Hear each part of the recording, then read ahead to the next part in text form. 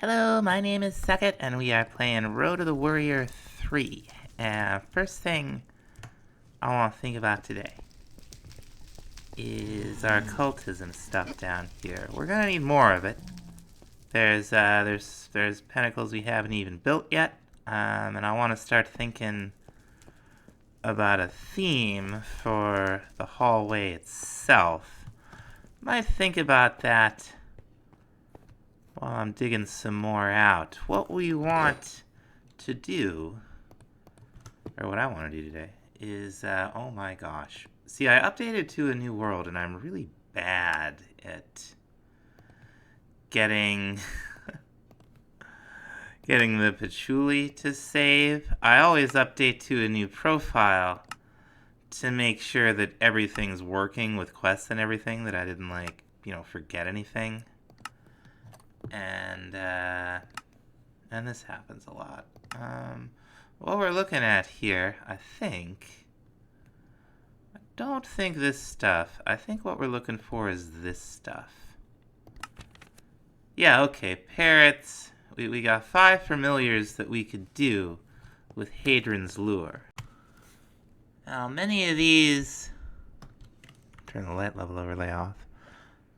I think all of these familiar summoning rituals, pentacles, what have you, require sacrifices. In this case, we're going to be sacrificing some zombies.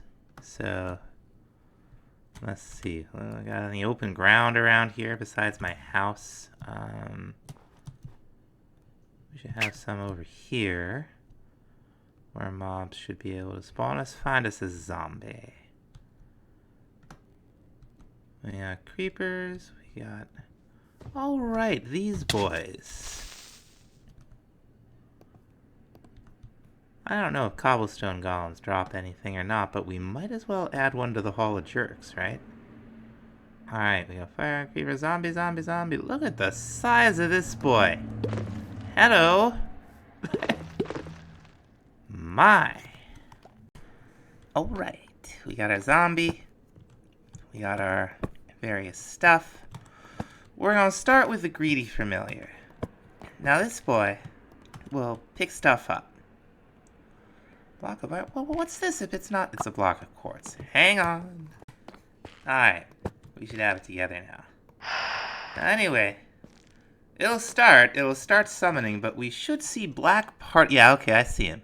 Those black particle effects are telling you there's something missing. In this case, we need to sacrifice a zombie. And then they'll change to purple particles. Did we just get a seed pouch from that guy? Awesome. Anyway, it'll, the items will disappear, just like usual, and then our familiar will appear. Now we've done the 4 crafting circles. This is one of the summoning circles. A couple different ones. I think we did one earlier on, like, the sapling trader or something we made. Hey, buddy! Hello! So he'll follow us around, he'll bring stuff to us. I don't think he has a GUI. No. Now, these guys are not as delicate as they used to be. They have, good 10 hearts, it's fine. But, we're summoning a lot of these guys. We don't really want to be following them all around. So what we want to do is make a familiar ring. Now, the familiar rings aren't bad. We do them in Strigiors with a gin book. Little gold, little silver. They do take empty soul gems, so I made a whole bunch. I'll get it all set up. I'll make 4 of these to start with. We will certainly be using them. Throw our fly book. Unknown ritual. What am I doing wrong? We're in Strigiors. Gold, gold, silver... Oh, I made Philiot books. Alright. Now we're going to summon a lot of familiars because they're cool. I really like them. And they have interesting interactions with each other. Some of them. This boy in particular. Let's, yeah, increased pickup range. Now you can upgrade it. we can put it in a ring to increase our own pickup range. We could also, it can also try to find specific blocks if we upgrade it with a blacksmith familiar, which we are absolutely going to do. Aha! Now it says we bound a djinn into it. Now all we have to do let your greedy familiar pick something up for you. Okay.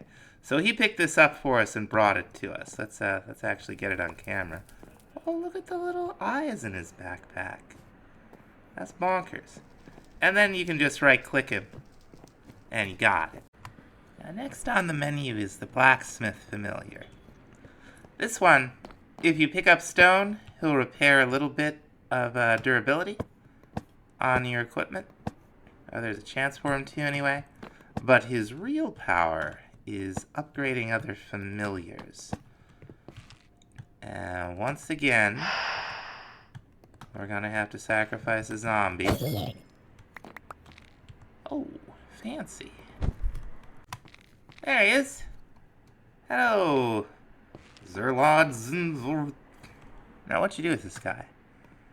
You just right-click with iron, and you'll slowly see his anvil fill up. We can give him at least a stack. Looks like he'll take even more. You can give him iron blocks, too. But we're going to give him 2 stacks of iron. That ought to be a good amount. Hold still, you. I'm giving you things. Things you love. Now we can just right-click this guy. And eventually, blacksmith will go over and upgrade him.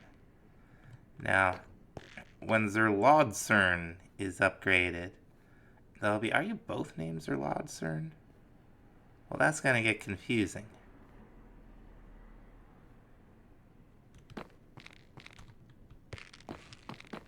Now, he will be able to eventually pick up specific blocks. We should see a difference. Aha! I thought I saw a difference. Let's see. Well, I saw his backpack open. This guy is not the... Oh, okay. I think he's got a pickaxe now. Okay. Okay. Nice. But we're going to put... yeah, there should be some visual cue when the blacksmith upgrades somebody.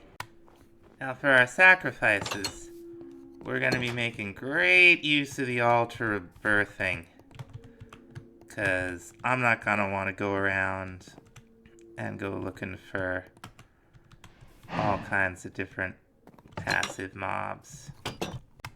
Now, while all the familiar summoning... while all the familiars that you summon, I'm trying to say, do different things, the familiar summoning itself all kind of rhymes. So we're going to grab another Philiad book, and we'll just come back when we got the deer. Hey, buddy.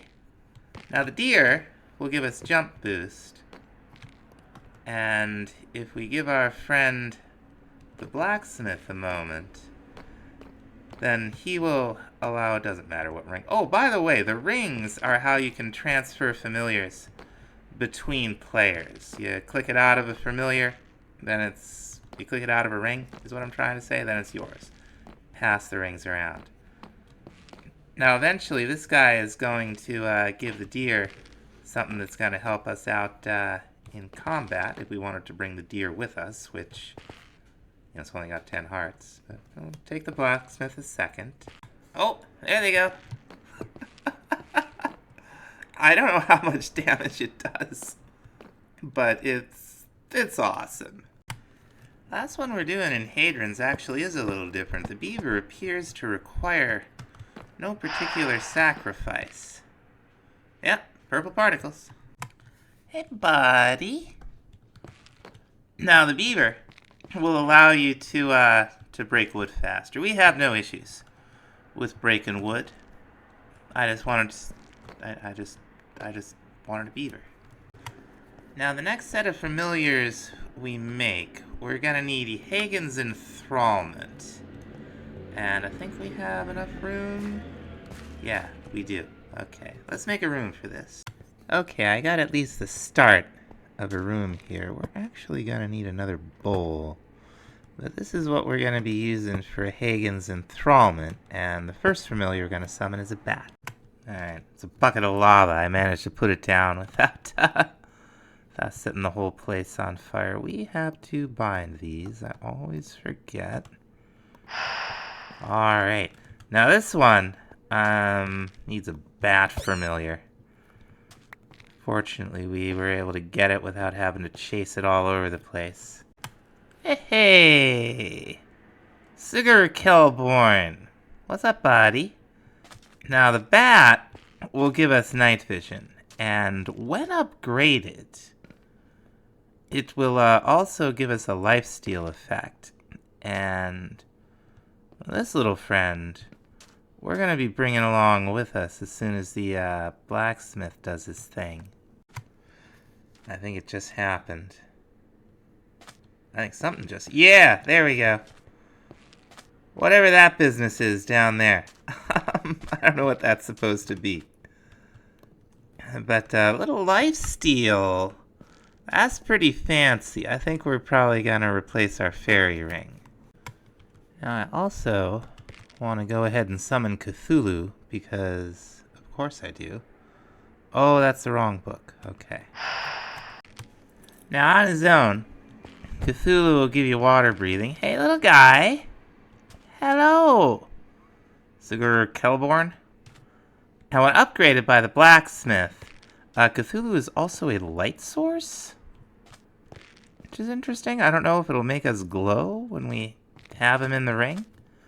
And he's got a great interaction with Shub-Niggurath, the black goat of the woods with 1,000 young, that we will definitely be checking out once we summon Shub-Niggurath, the black goat of the woods with 1,000 young. Okay, he's got a lantern. Delightful. Okay, it doesn't appear like we actually glow, but that's okay. Now the next buddy I want to make here is the dragon familiar. Now by itself, the dragon... Sorry, buddy. The dragon will increase XP, I think. The blacksmith can upgrade it to throw swords, which is awesome. And the greedy familiar can ride it. There it is. Hello. Hello. Let's go get our greedy familiar. Alright, we'll give him a try up here. Let's see. Here's our friendly neighborhood dragon. Here's our greedy familiar. Let's see if the... Yeah! And one of these has our blacksmith. Boy, they move along, huh? Now let's see if the greedy familiar will upgrade the dragon. Or the blacksmith familiar, I'm trying to say. We'll upgrade the dragon for us. Oh, guy in the backpack. Now you can't pick up the greedy familiar. Which one is this? You can't pick up the greedy familiar and the dragon familiar in a single ring. I tried. Well, let's see if these two will do their thing. Yeah, there we go. He's got it on the tail. Oh, he's fast, isn't he? That's delightful. Now, next up is the Chimera. Oh, we're missing... What do we have? What do we have wrong here? Okay. We're making a Chimera. The Chimera is a mount. And... Okay, so it's supposed to be mutton, chicken, pork, and beef. I got... What do I have here that doesn't belong? We also need bone, leather, wool... Oh, we need another bowl. Okay, there we go. Now, like I was saying, the Chimera, by itself, is a mount. That's the classic Chimera. It's got all the... I don't know why we're getting these heads as player heads with, like, the beheading enchantment from the hammer. Maybe the hammer's just weird. But anyway, we will be able to separate the goat section from the lion and dragon section, and then we'll be able to do more things with the goat. There's our boy. Hello. Now, he's a little small to ride right now, but we can do something about that. Now, we just got an advancement I've never seen before called Rare Friend. Oh, it's the hat! Awesome. But we could, feed this guy some meat. Doesn't matter what kind of meat. And he will grow. Yeah! Now we're fancy. Oh, he jumps? Nice. Let's take a little spin around the basement here. Woohoo! Now we have lots of uses for a nice mount. But the goat horns are a little difficult. You gotta side saddle on the other side, and it's still a little, ooh. But if we give it a golden apple, we can separate the chimera from the goat. The goat has no name. It's just goat familiar. Now, the goat, you can be mean to it. You can hit it, and it'll attract enemies. We don't want to do that. Yes, hello. Now, what we're supposed to do is bring the goat out to a forest. And I don't know that this birch forest or dark forest or whatever it is, where is it? This old growth birch forest. I don't know if this counts or if it has to be just plain forest, so we're going to find out. Where's our buddy? There you are. I don't think we'll need to lead him up. But what we do, we click him with black dye. Looks like it's going to work. A flint for horns. And then an eye of ender. And we have the black goat of the woods with 10,000 young. Shug-Nagoroth. Bow down before their adorable majesty. Now these guys, this is some of the goat's many young. They'll follow them around. They'll attack your enemies, sort of like the pixies. I guess their presence because of the time of year and the Christian holiday. They normally look like weird little guys. They don't last forever, but when they're ready, if we had an enemy around, which we don't, they would do their thing. No, actually, it's not the goat that the blacksmith upgrades, although the blacksmith may upgrade the goat. It's Shub-Nagoroth that has the effect I just described. Where is... Oh, Cthulhu. We're wearing Cthulhu. That's right. We're going to want Cthulhu out here, too. So we'll get Shub and the blacksmith down here. The blacksmith should put a bell around Shub's neck. Come on, buddy. Don't be scared. That's just a little sliver of eldritch horror. Here in a form that will not drive we mortals mad with agony. Go on, you can put a bell on him. Go on. Buddy, put a bell on him or I'm going to summon Cthulhu. Yeah, I know, it's a little weird with all the exploding bloody presents, but just, go on. Do you want to go back in the ring? There you go, you're going back in the ring anyway. Okay. Now there's an interaction between Cthulhu and Shub.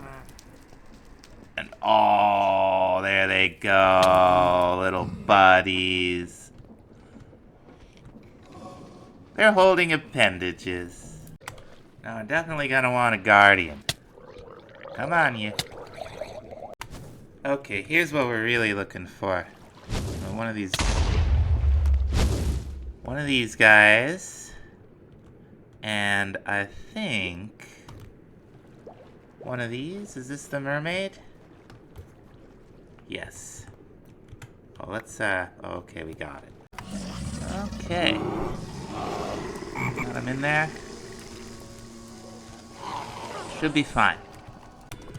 Now the next thing I want to do is catch us a piglin. We're gonna bring him home with us. I think I hear one. Oh, I see brutes. Oh, free hands. Just like... Oh, hello! No, it's just like we do the villagers. You just shift right click them, and you got them. Now, while we're out here, found a knife in a chest. And I'm hoping we can get like a hoglin hide, I think? Let's see.